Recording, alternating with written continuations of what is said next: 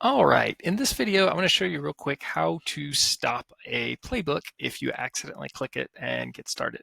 So anytime you're dealing with automations, this is always going to be something that you deal with or work with.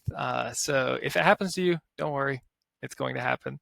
But let me show you what to do to stop that playbook whenever it does happen. So the very first thing we're going to do is click on our Bardeen Chrome extension icon up here.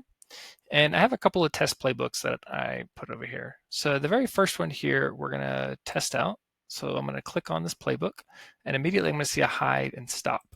So I'm going to press our stop button here, and do note that this isn't an instant thing. It does take a few moments. So if you happen to click it once or twice, it's okay. It is in the process of stopping. So if it successfully stops, you'll see where it says your playbook did not produce any results. Great, that means it stopped, we're good. It's no longer processing through information. Another way that you might see this is down here in our activities, history, and errors section. So we can click on our test stop playbook, and in this case, we're going to click hide. We're going to go over here to our in progress, and you can see our playbook is actually still progressing here. And what we're going to do is we're going to click our X button here, which is the same thing as our stop button that we did just a second ago.